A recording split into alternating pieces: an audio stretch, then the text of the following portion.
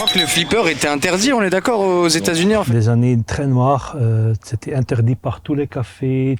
Il y a beaucoup de flips qui sont cassés dans la tombe. Dommage. Mais ça, c'est dans ce ton-là qui est encore sauvé. Le flipper était considéré comme un jeu de hasard.